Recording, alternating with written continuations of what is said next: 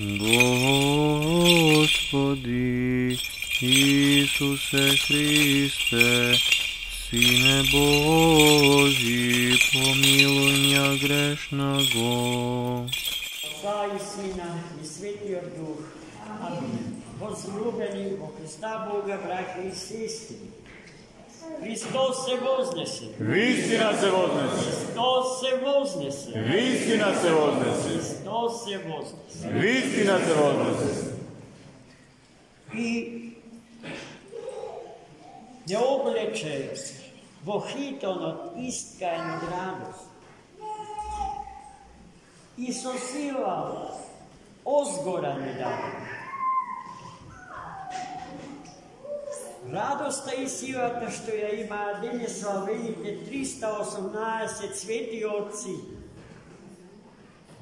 учесници на првиот Васеленски собор во Никеја 325 година.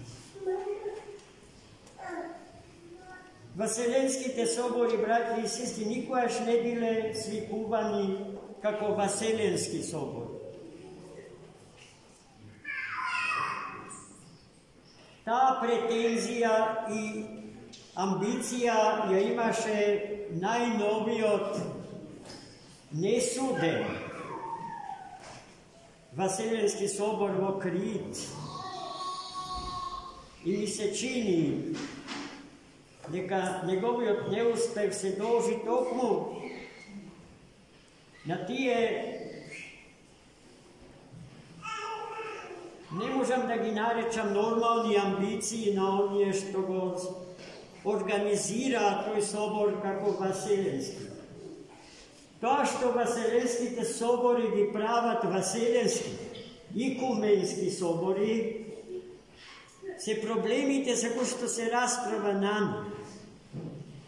А тие ја имаат тежината на севкупната Васелена и севкупното човештво. И токму затоа тие одлуки се однесуваат на сите луѓе и на сиот свет. И дури отпосле, кога ќе се констатира тој квалитет на соборот, Црквата Божја го признава за Васеленски собор. Во Никеја се собраа 318 отци од целата тогаш знаена од светите апостоли души попреку светот распространета христијанска икумена. На тој собор учествувале и многу епископи кои што управувале со нашите балкански предели. А јас во една прилика, патувајќи низ Франција и Холандија, се соочив со фактот дека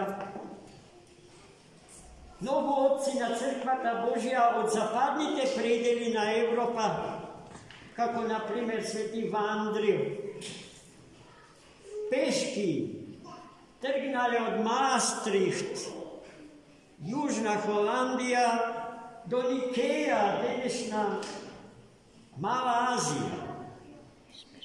Зошто, браќи и сестри? За да му дадат подршка на Свети Атанаси, велики бранителот на светото православие.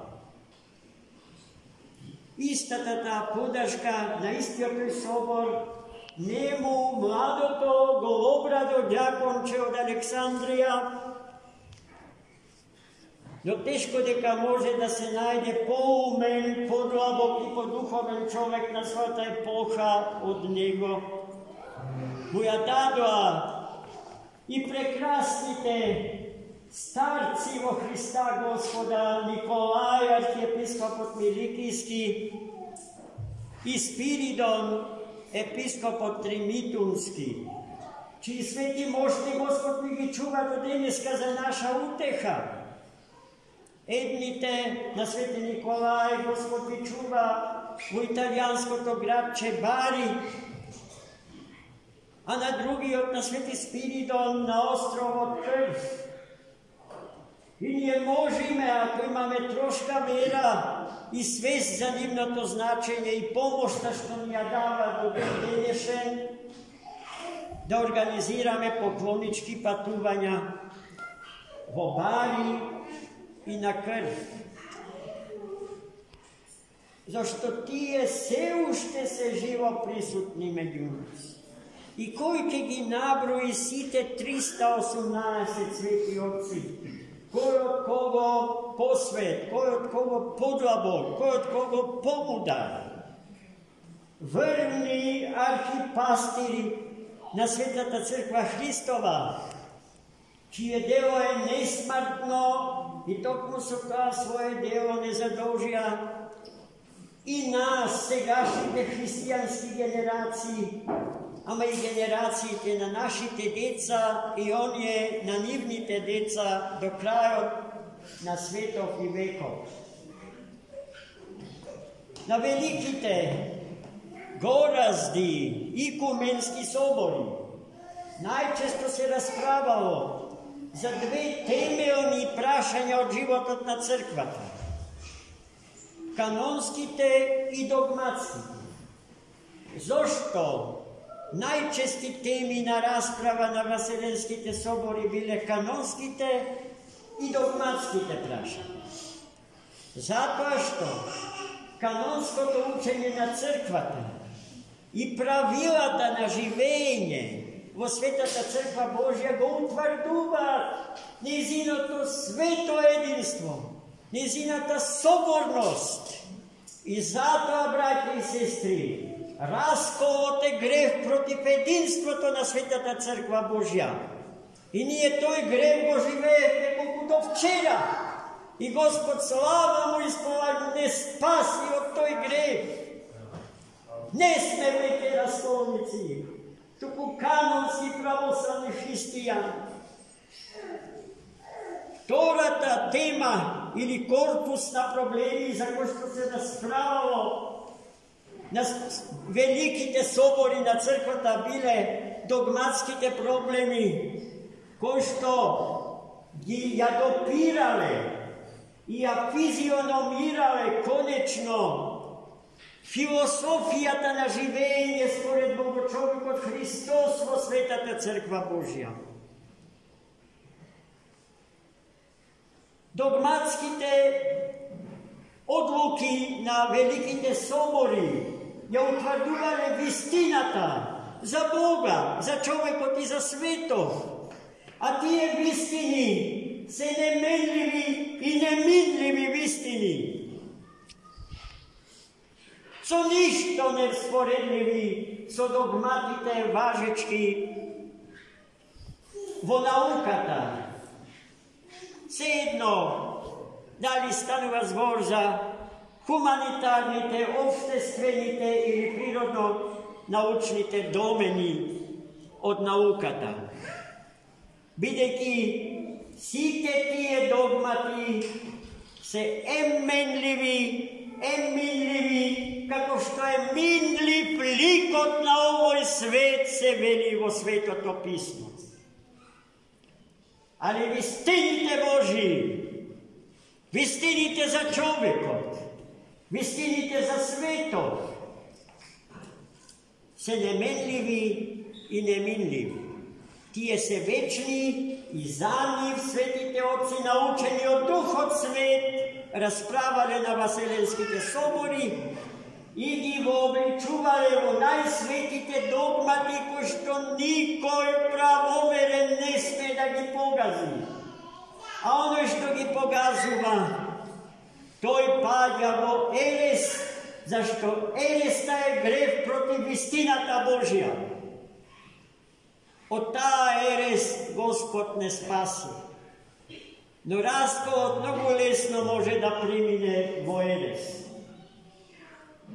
И тоа Господ не даде, не допушти да ни се случи. Слава му исполаја. И ние, браќа и сестри, сега треба да го следиме учењето на најсветите отци. И нашиот живот да биде борба за вистината Божја и за единството на Светата Црква Божја.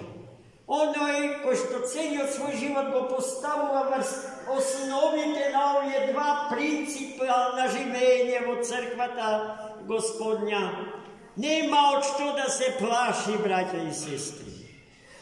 Духот на овој свет има за цел да не преплаши. И така преплашени да не улови во мрежите на лукавствата и измамите. Ама оној што е со Христа Господа, нема од што да се плаши, токму затоа што се прашина, прав и пепел, што во умот човечки без Бога се создава. А останува само тоа што е вечно и несмртно, тоа што е неминливо и неменливо, а тоа што е тоа и такво е создадено во умот Божи и од умот Божи создаденото на дар приложено во Светата Црква Божија да им биде собственост на сите што го љубат Господа и со целиот свој живот го почитуваат и го слават. Амин. За многу Бога.